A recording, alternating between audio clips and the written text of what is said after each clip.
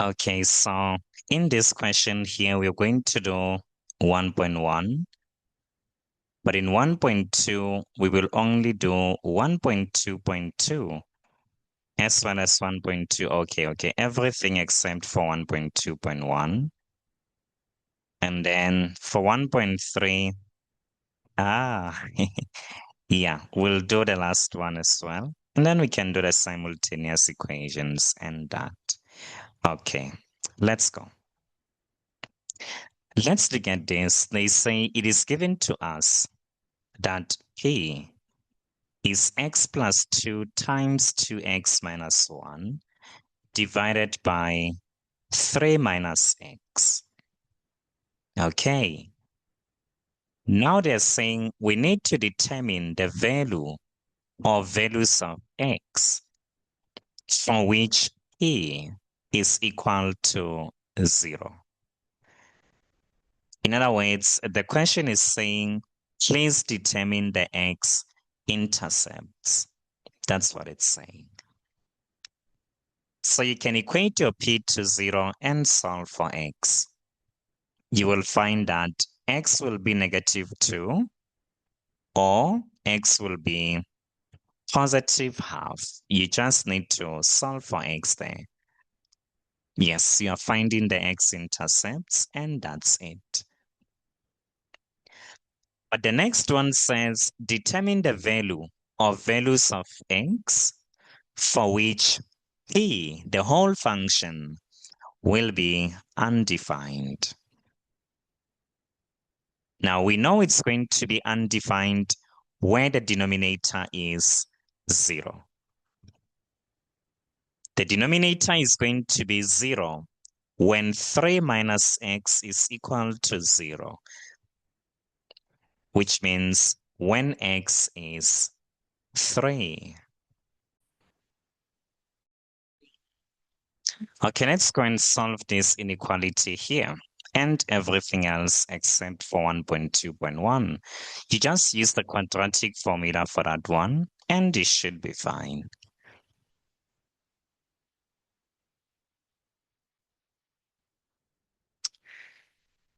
I once saw a question paper from my younger sister. I don't know who was setting that up, but that person was very intelligent. Now listen to what the person said. Hey, yeah, no, man, it's very good to be intelligent, you know? This is what the person said. He said, consider this equation. Hey, people. So what is it you need to consider?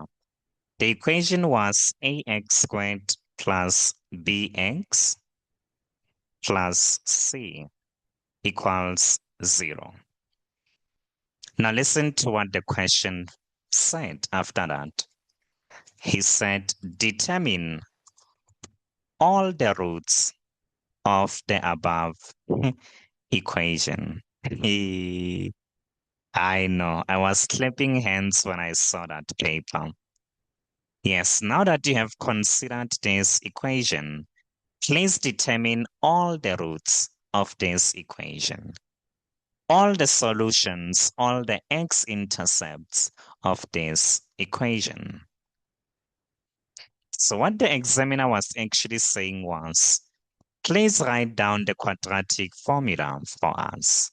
That's what the examiner was saying. In order for you to find the solution of this quadratic equation, all the solutions, then this is how you're going to find those solutions. In case they play the same trick on you, be aware of that. He was just testing understanding. Do you understand the concept? Now listen to the next question that follows. He said, hence, or otherwise, find the roots of the equation that follows. And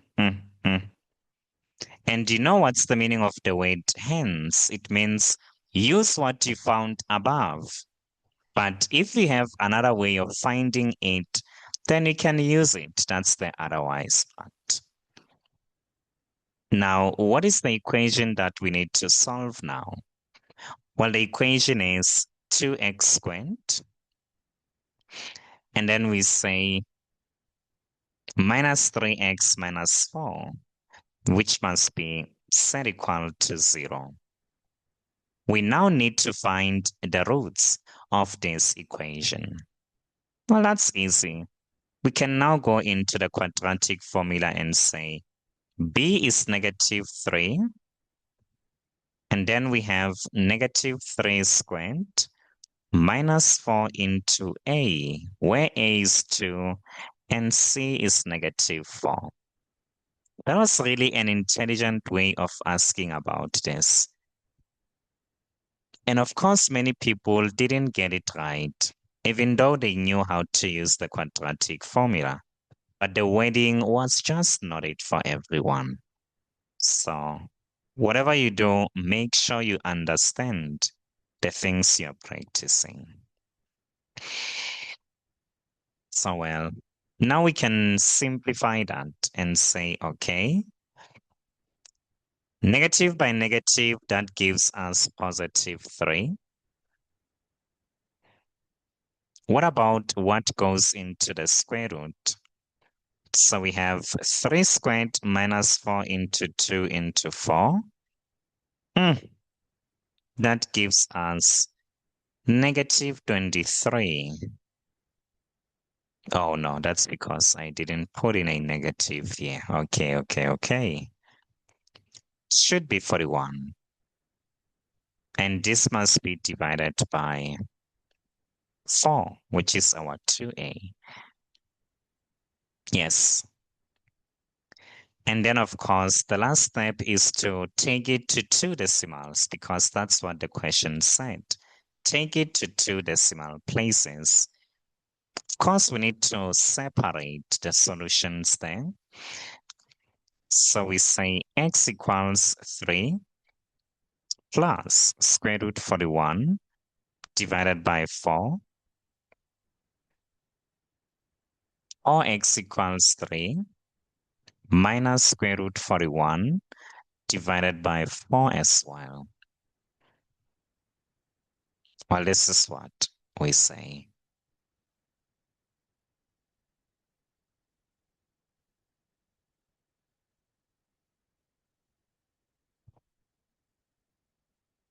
Then what? When you say 3 plus square root 41 divided by 4, correct to 2 decimal places, you get positive 2.35. And what about when you say 3 minus the square root of that? Correct to 2 decimal places, you get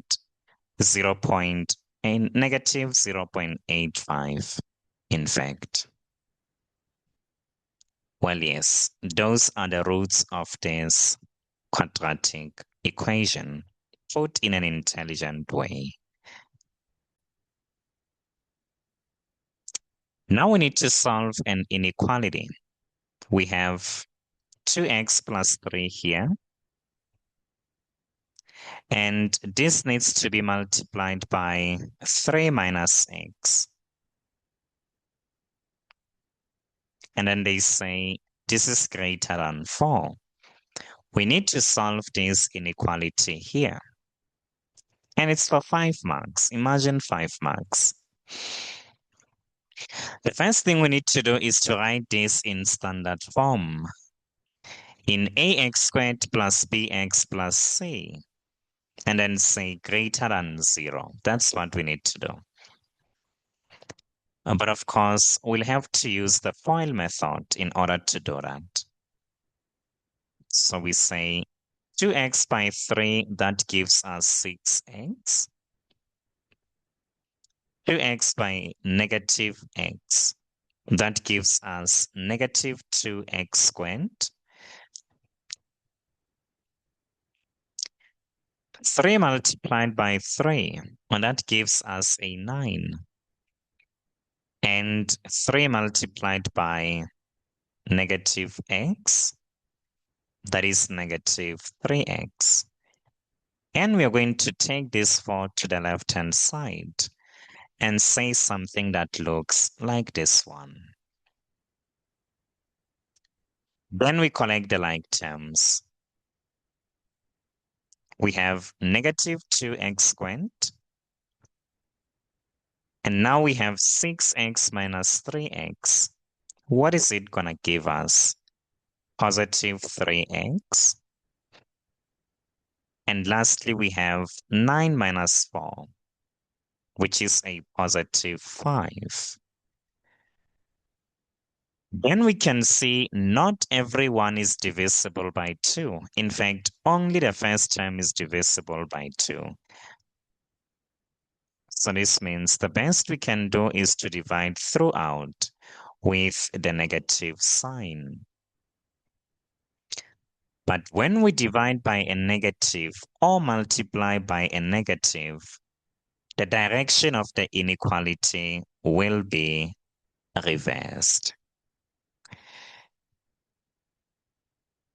So let's reverse the direction of the inequality then. That is how it is reversed.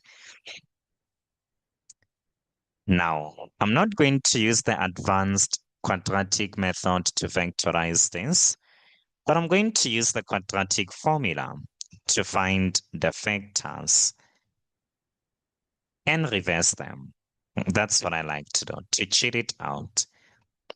So let's go. I go to my calculator and say negative into negative 3 plus square root negative 3 squared minus 4 into 2 into negative 5 divided by 2 into 2. I get two values of x, 5 halves. I also get negative 1. Those are the x-intercepts of the function. But I'm going to reverse them and act as if I know how to factorize this. Imagine. Before I got x equals 5 halves, I once had 2x minus 5. Yes? And before I got x equals negative 1, I once had x plus 1. That's what I'm saying to you.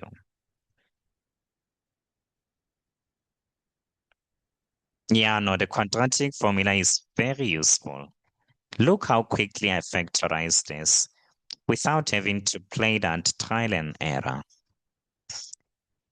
Then we can tell them the critical values, which are just the x-intercepts really.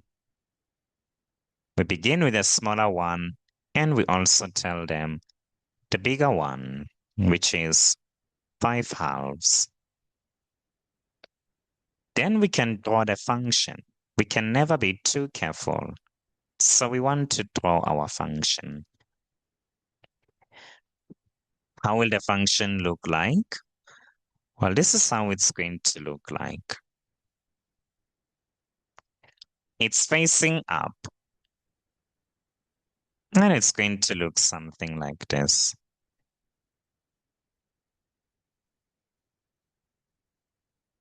These are the x-intercepts. Negative 1, 5 halves. What are we looking for? We are now looking for where the function is below the x-axis. Negative, that is to say. So the function is negative for values of x that are less than 5 halves but greater than negative 1. And what is the next question? Well, this is what it says. We need to solve for x here. We are given square root x plus 2. And this is set equal to, oh, by the way, it's added to x and the whole thing is equal to 4. This is what they say to us. It's a root equation. And here we must be careful. After we get our solutions, we need to come and substitute them back into the original equation to see if it works, if the left-hand side is equal to the right-hand side. That's what we need to do. So it's for 5 marks as well. The first thing we do here is to take the x to the right-hand side. It becomes negative. And then the next thing is to square on both sides so that we can destroy the square root.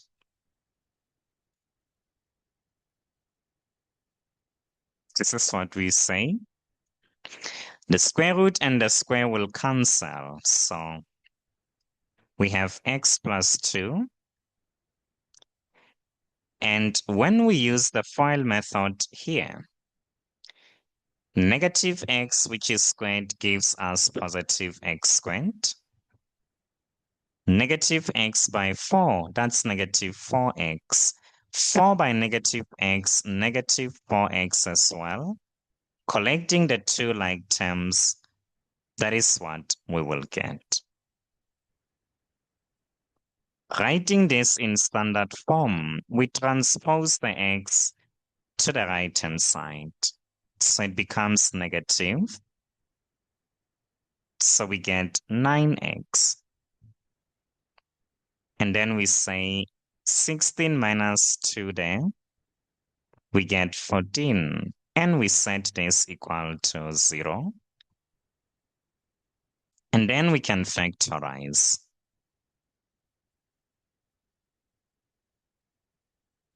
What are factors of x squared? Well, that's x and x. What are factors of 14 that add up to 9?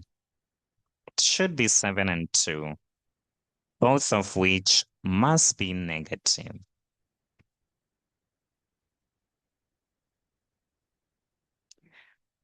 So we get x equals 2 or x equals 7.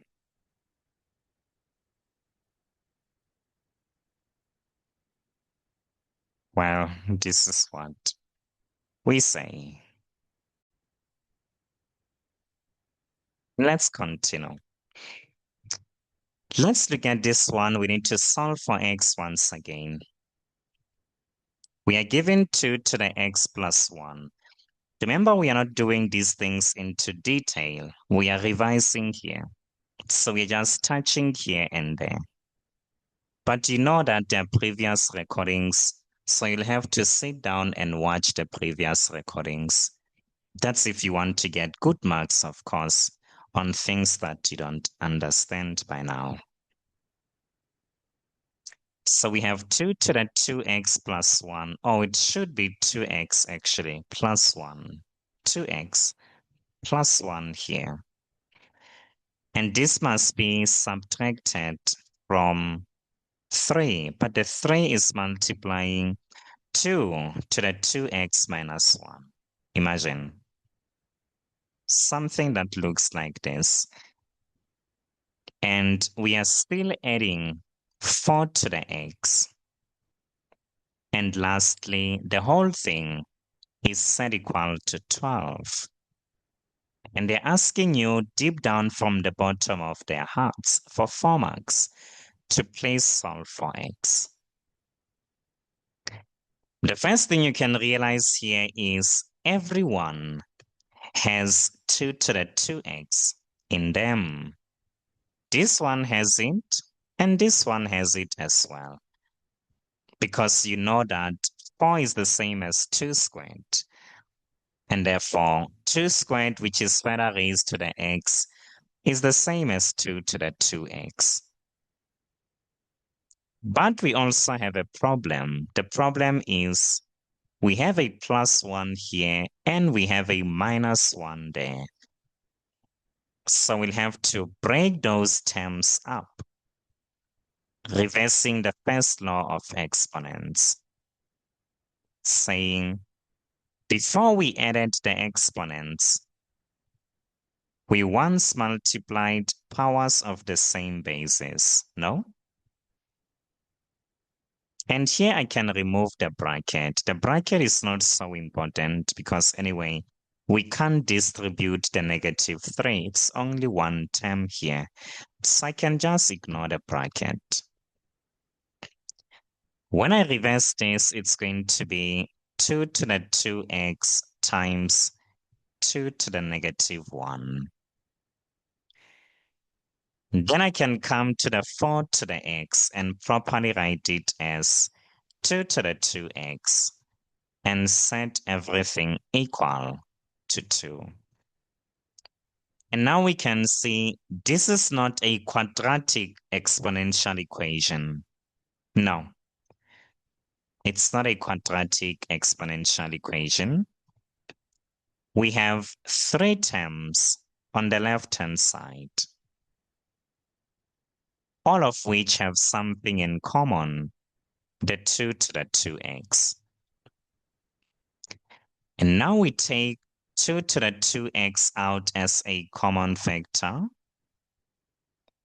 From the first term after we take it out, we are just left with 2 to the power 1.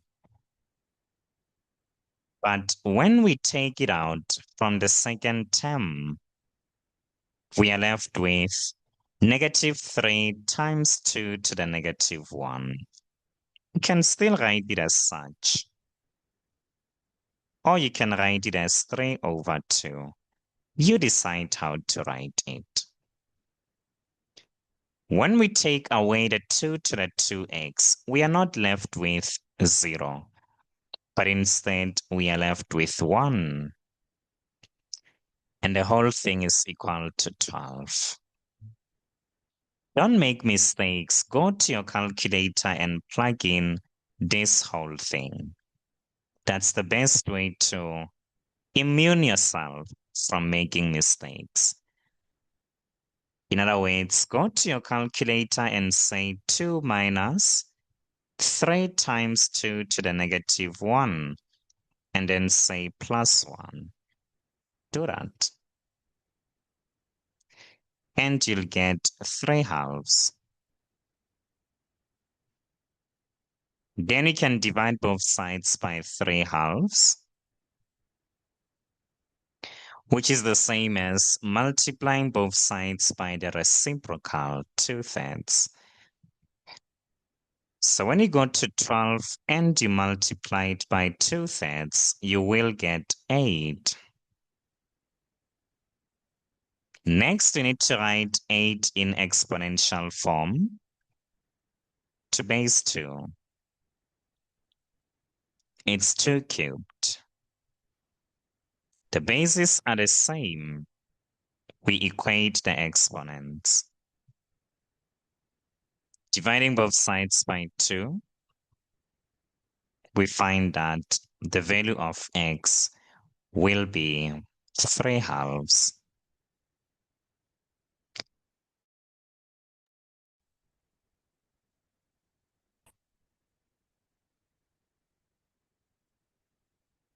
Oh, you said there's no question on that, so let's look at this one. This one is just an inequality type of a question. I don't think we should do it, but let's look at it anyway. They say it is given to us that f of x is defined as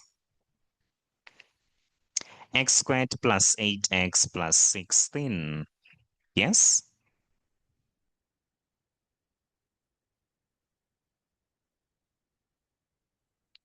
Well, it's broken into 2 parts. The first question is saying, calculate f of 2. Well, I won't do that. They're just asking for the y value when x is 2. You can do that. Then for 3 marks, they say, determine the value or values of x for which f of x is greater than 0. Okay. Now, firstly, you need to know where is f equal to 0. In other words, the critical numbers. So you can say, well, we want to know where f of x is greater than 0, which means x squared plus 8x plus 16 must be greater than 0. Let's factorize this and see. What are factors of x squared? X and x. What are factors of 16 that add up to 8? Well, and it's simply going to be 4 and 4. So this means we have one critical number in this case, which is going to be 4. Well, both of them, of course, they must be positive. That's what we say.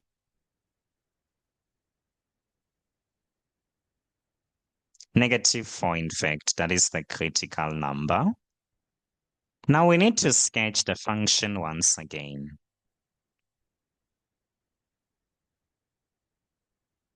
Well, we don't need the y-axis.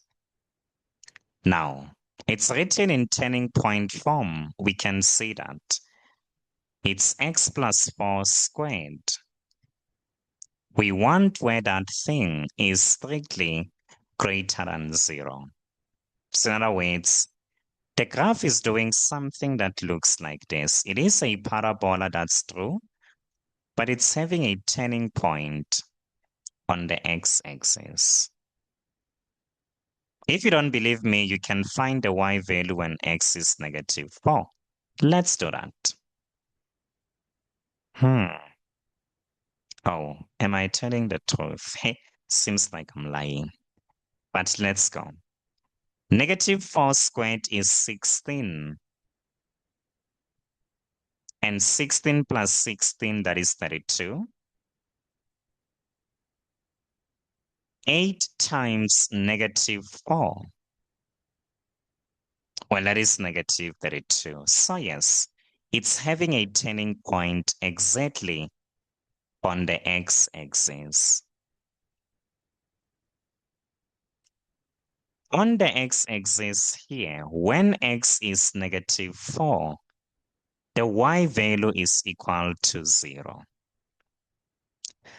But now the question wants to know, where is it above the x-axis? That's what the question wants to know. We don't want where it is exactly at the x-axis. We want where it's above. I'm sorry for overstating this, but it's going to be above the x-axis all the way from -infinity up until -4, in union with all the way from -4 to infinity. So it's for values of x that are strictly less than -4, or values of x that are strictly greater than -4. Yes, that is what you can say. But if you wanted to say it in interval notation, all the way from -infinity to -4, in union with -4 to infinity. Or you could have said it's for all values of x that are real, just not when x is -4. Any of those three notations is acceptable.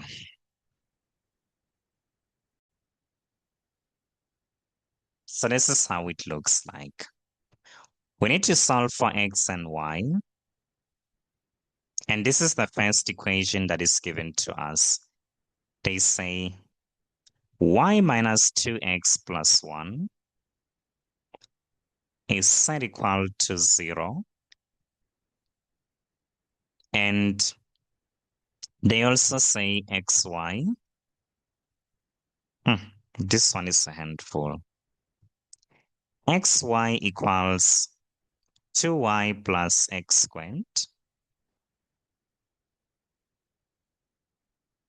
And what?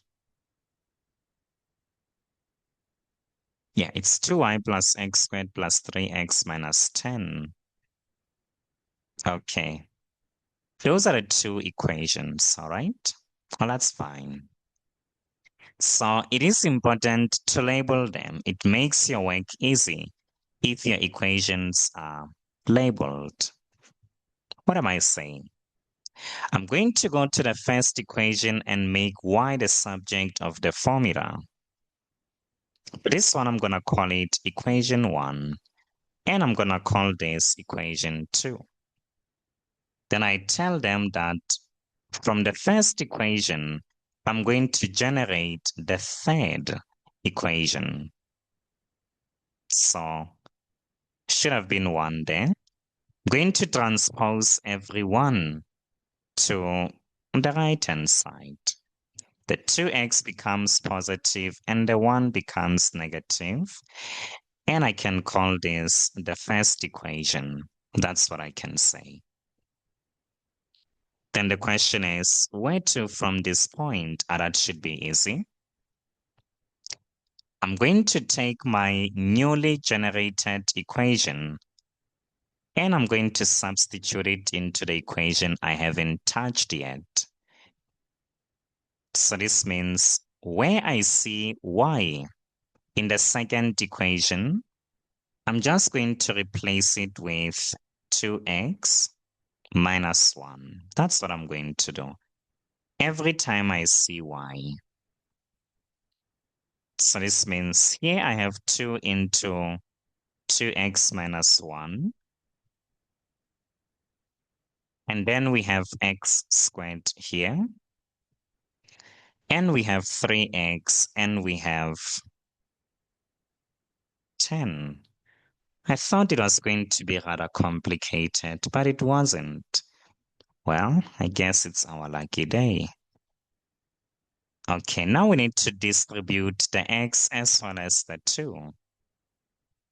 That's what we should do. So now we get 2x squared minus x,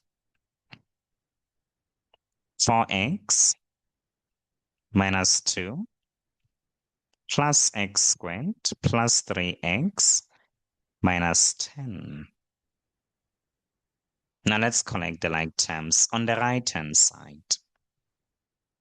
Let's keep the left-hand side as it is. So we'll still have the x squared here, 4x plus 3x, 7x. Negative 2 minus 10, negative 12. That's what we say. Then let's take everyone to the left-hand side. 2x squared minus x squared gives us an x squared. Negative 1 minus 7. That is negative 8. And this one just goes and becomes that. So what? We just need to factorize now.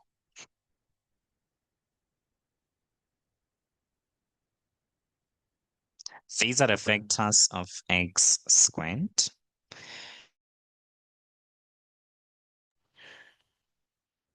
Factors of 12 that add up to 8, both of which must be negative. Well, it's 6 and 2, yes. They must both be negative. So this means the values of x will be 2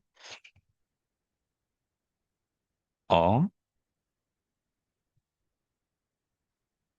positive 6. Now that we know the values of x, we need to substitute them back into the original equation in order to find the corresponding y values.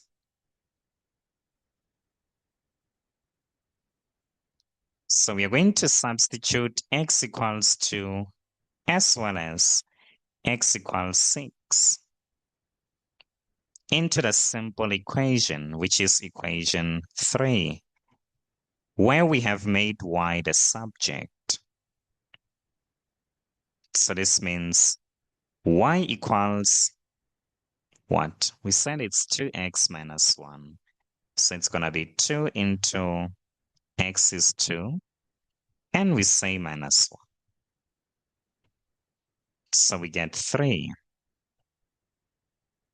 And the other one, we have 2 into 6 minus 1, and we get 11. So those are the values of x and the values of y, respectively.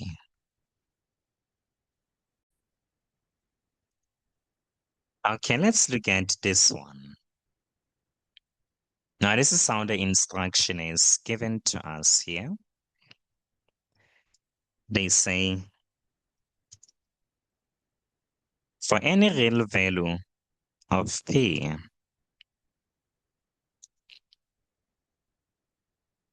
prove that the roots of this equation are non-real. All right. Well, that's what they're asking from us for 4 marks. Nature of roots. You need to know the conditions for your nature of roots. In order for roots to be real, delta must be greater or equal to 0. In order for roots to be non-real, delta must be less than 0.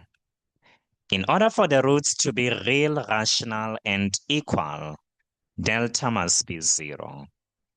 In order for them to be real, rational, and unequal, delta must be a perfect square.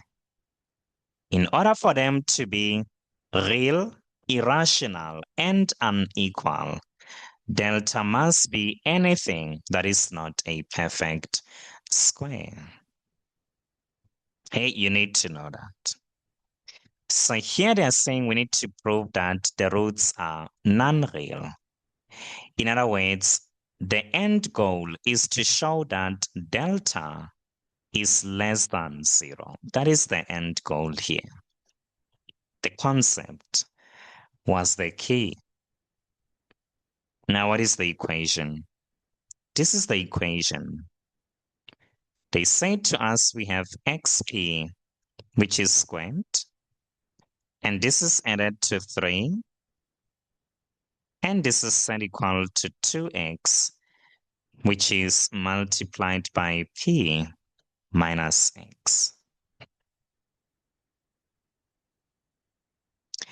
First thing we need to do is to write this equation in standard form. That's what we need to do.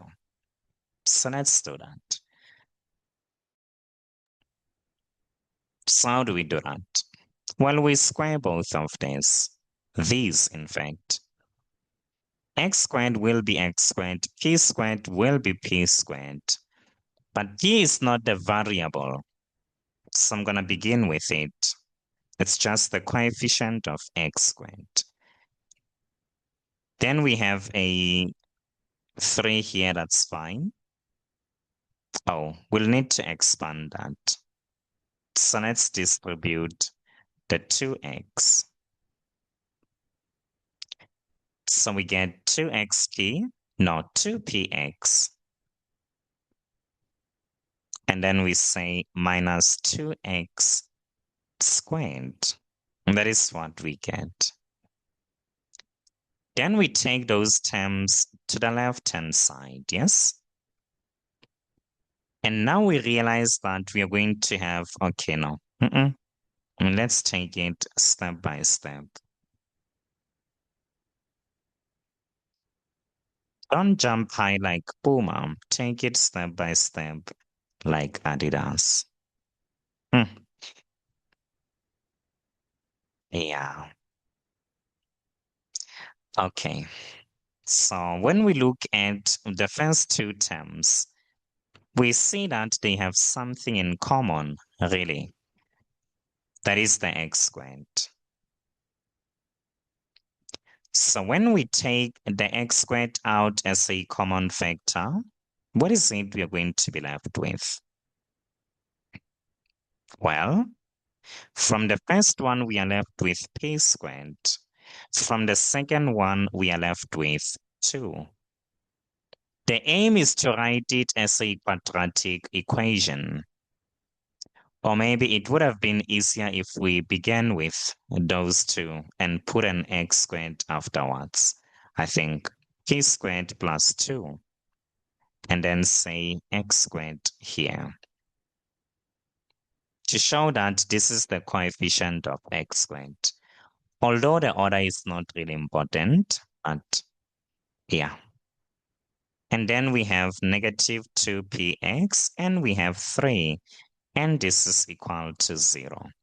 Now we have written this in standard form, where this is a, and the 2p, the negative 2p in fact, is b, and the 3 is our c. So now we can calculate delta. Delta is b squared minus 4ac. And this is where b is negative 2p. B squared minus 4a is p squared plus 2. C, a solid 3. So what? Now we need to expand our delta.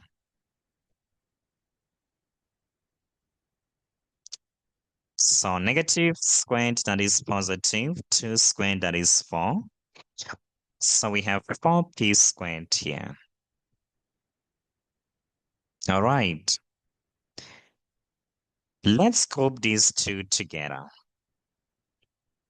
so that we do this in a rather intelligent way and say we actually have 4, which is multiplying 3. That is 12. Let us distribute negative 12. Negative 12 times p squared.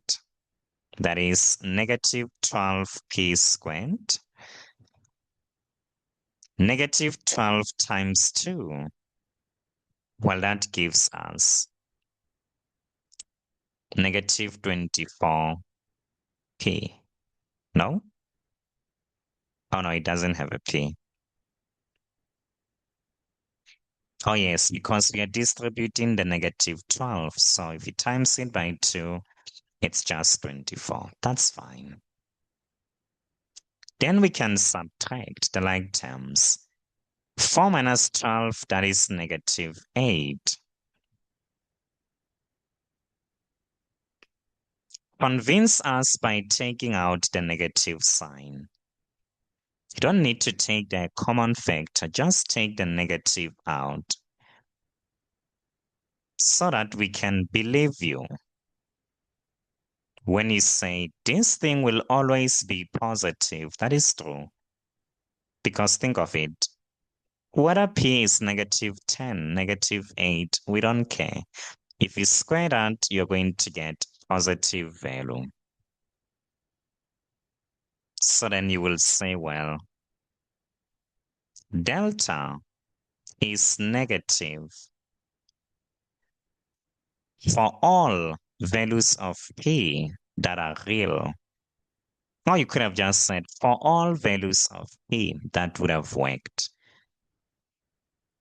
So what is the conclusion? Well, the roots of the equation are non-real.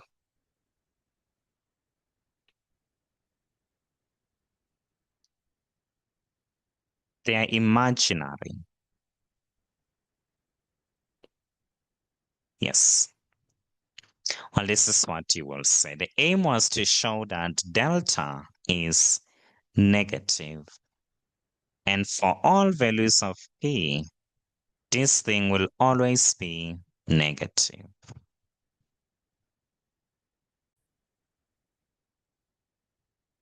Now, this is what they say to us in this case.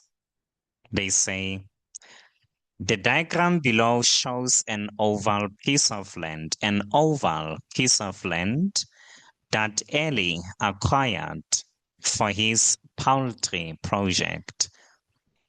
He decides to use the biggest possible rectangular piece of land out of the entire piece. The biggest possible rectangular piece of land. This means the maximum. Okay. The rectangular piece will have a length of 2x meters and a breadth of y meters, as we can see. Very well. Now listen to what they say.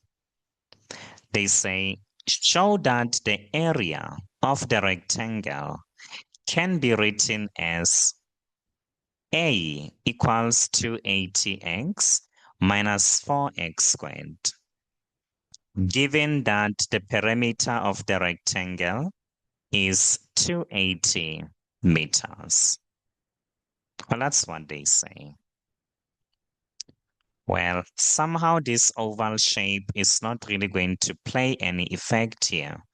I was hoping that it was going to play an effect, but it's not. But that's fine as well. They gave us the perimeter. They said it is 280 meters. Okay. And I remember back in primary school, my teacher said the perimeter is defined as the total distance around the shape. What happened here?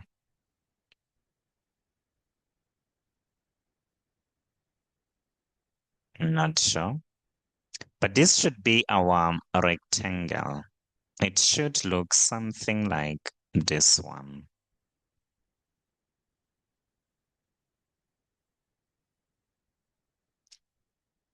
So we can say the rectangle is inscribed within this oval shape. Inscribed. It means all the vertices are lying on the circumference of the oval shape. Well, this shape, we call it an ellipse. It's not a circle, but it is an ellipse. Okay, let's go. Now, we also know the length here is 2x and the breadth there is y. And perimeter is defined as the total distance around the shape. In other words, 2x plus y plus 2x plus y again. That is the perimeter. But now it is given to us that the perimeter is 280 meters, yes? And so we'll be having 2y as well as 4x here. And if we divide throughout by 2, what is 280 divided by 2? It's going to be 140, which will now be y plus 2x. Then the last step is to express y in terms of x. That's the reason why they gave us the perimeter. Because remember, at the end of the day, the area that we are having is in terms of x. We need to show that the area is 280x minus 4x squared. That's what we need to do. We don't have a y in the final answer, which is why we had to express y in terms of x. So we transpose the 2x to this other side. Okay, that is y in terms of x. Then now we come and define the area of a rectangle. The area is defined as the length multiplied by the breadth. This is where the length is 2x and the breadth is y. And of course, we now replace y with what it is in terms of x. Every time we see y, we see 140 minus 2x. And of course, when you distribute the 2 times 14, that is 28. The x is there. And 2 times 2, that is 4. But the x has got to be squared. Now, this is the area of this rectangle, which is a function of x. Okay. Then listen to the next question. The next question is saying determine the maximum possible area that the rectangle can occupy. We know that the area is a parabolic curve. It's given by this parabola, and therefore it has a maximum value because the value of A is negative. Yes, the value of A is negative, so the parabola is facing down, and therefore it has a maximum value. How do we find this x value? We can complete the square. We can do that. Or we can choose the shortest way out, which is finding the x coordinate of the turning point. And if you're going to use this equation, then you must make sure you remember the sign here is negative. You tend to forget that the b is negative. If you just say positive b over 2a, hey, yeah, you know what's going to happen. So what is b? B is 280.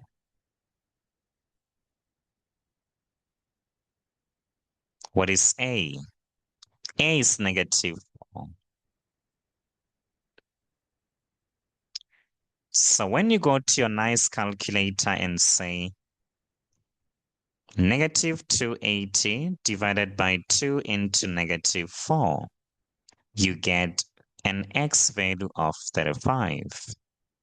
That is the x coordinate of the turning point, where the function has a maximum value.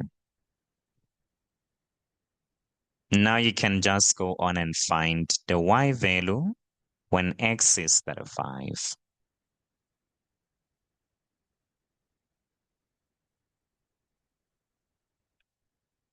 So let's see.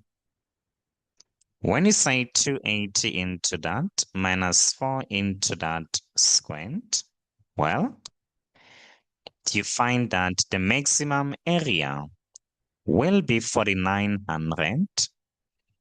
Did they give us the units here? Yes, meters squared. That is the maximum area.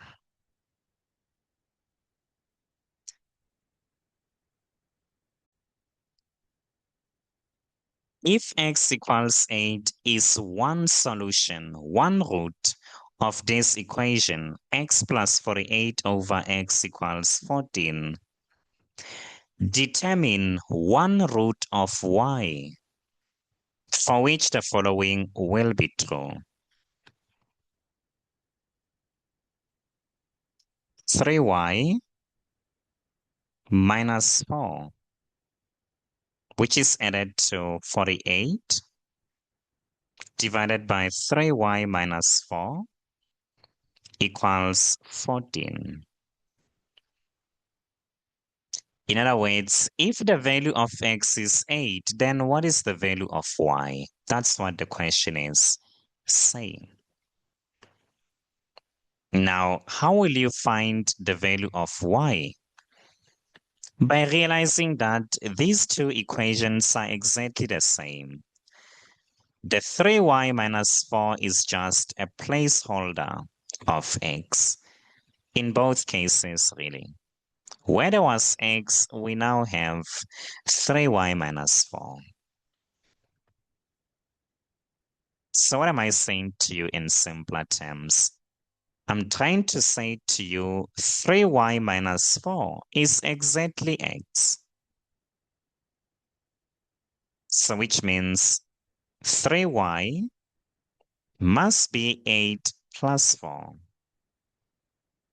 And therefore y will have to be 6. That's just it. Yes. Where you see this, oh, is it really 3? No, it can't be 6. It has to be what? 8 plus 4 is 12, and 12 divided by 3 has to be 4 instead of 6. That's what I'm saying to you. You just had to observe, and you are fine. No funny business. Okay, fine. Let's consider this. Now, in this case, they say x equals negative 3 plus or minus 2 times square root 2. Those two solutions, because there's two of them, they are the roots of this quadratic equation of a certain quadratic function that we don't know. But they also tell us that this quadratic function has a y-intercept of 4. And now they say we need to determine the equation of the function itself. That is what they say to us, all right? Okay. Now what are we going to do here? We are given the x-intercepts. We are also given one other point, which happens to be the y-intercept. So then, what are we going to do? Easy. We want to find the equation of the function, so we are going to use the form a into x minus x1, x minus x2. And please pay attention to how you write things down. You don't just write according to how you see fit. There's a way in which mathematics is written. You should pay attention to that. So let's go and substitute. x1 and x2 are the roots. The x-intercepts here. So what is the first x-intercept? It's negative 3 plus 2 square root 2. That is the first one. Then what is the second one? The second one is negative 3 minus 2 square root 2. Those are the roots of this quadratic equation. Okay, so what? Well, easy. We still have our a here. But now we need to be smart in terms of expanding those two. Very smart indeed. So how do we become smart? We want to group them together so that multiplying them out really makes our work to be easy. Let's see. If we distribute the negative sign, the 3 will be positive and the 2 square root 2 will just be negative. What about here? The 3 will be positive, but yes. No, I think we should do that. We should do that. Let's expand that. Distribute the negative sign, I mean. So we're going to have x minus, or the 3 is now positive rather. And here we have 2 square root 2. And here we have x plus 3. And here we have 2 square root 2. That is fine. So how do we deal with this?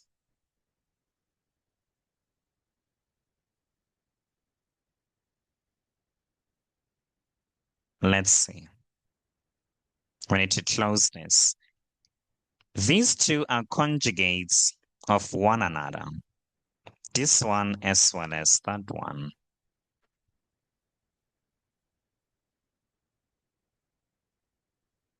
Remember what are conjugates? Examples of conjugates are x plus 1, x minus 1. The first terms are exactly the same and the last terms, but the difference is the sign between the terms. So what are we going to do? When we expand this, we are going to bear this in mind. Or maybe we can make life easy by substituting the y-intercept already. Yeah, we can actually make life easy that way. We don't need to begin by doing this expansion. Yeah, no, we just dodged a bullet. Okay, that's good. Let's substitute the y-intercept. The y-intercept is 0 and 4. This means the y value is going to be 4 every time when the x value is 0.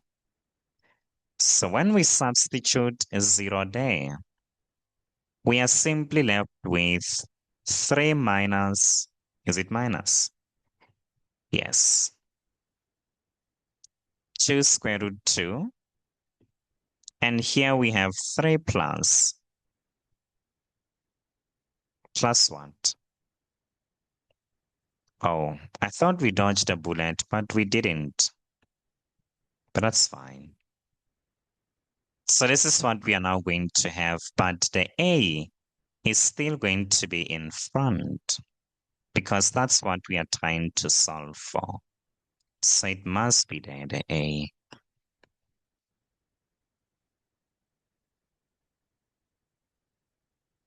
Okay. Then let's multiply those ones out. Now, when we multiply conjugates, we don't need to use the FOIL method. We just need to multiply the first terms together and the last terms together. So when we say 3 by 3, we get 9. And when we say 2 square root 2 times itself, it's like we are having 2 square root 2 squared, where 2 squared is 4 and square root 2 squared is 2. And 4 by 2 will just give us 9. Or 8, in fact. 8. And so 9 minus 8 will give us what? 1. So this means the value of A will be 4. We have found the value of A.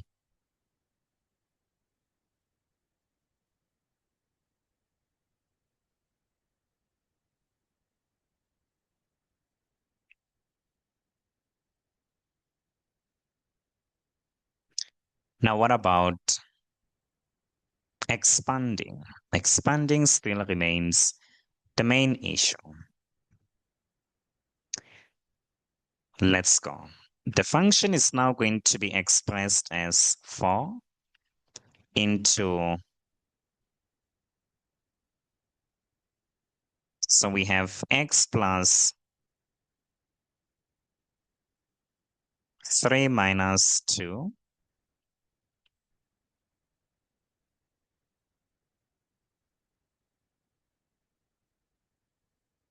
And even here we still have x plus 3 plus square root 2. Let's group them together.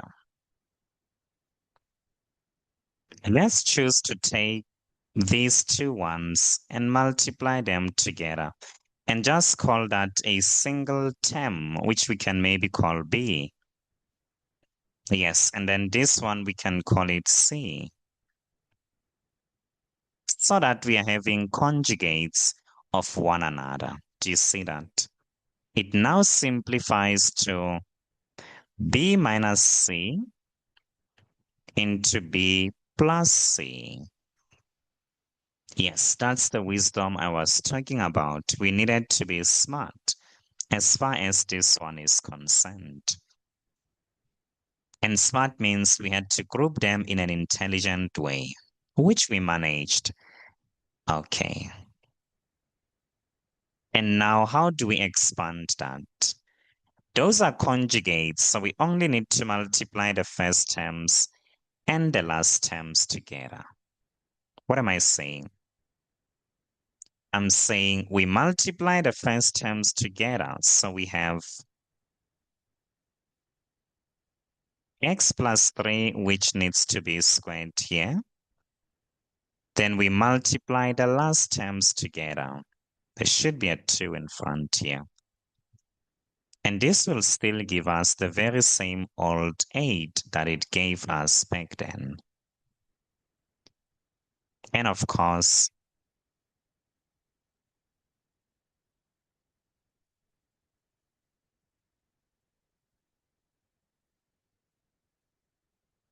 the function is now written in turning point form, except that we'll need to distribute the 4.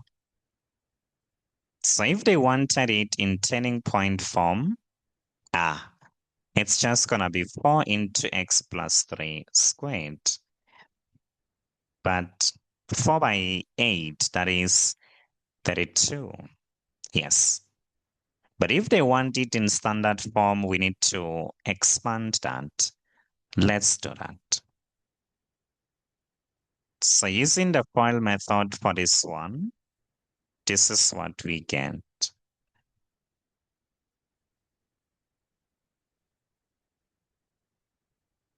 Oh, we can now distribute the 4. So we get 4x squared. And 4 by 6, that is 24. And 4 by 9 should be 36. Then we say minus 32. So the equation of the graph will be 4x squared plus 24x plus 4. The hardest part here was how to expand. That's really the hardest part. But they gave us the x-intercepts and they gave us one other point, which coincidentally was the y-intercept. And we just had to work our way around that. So yes.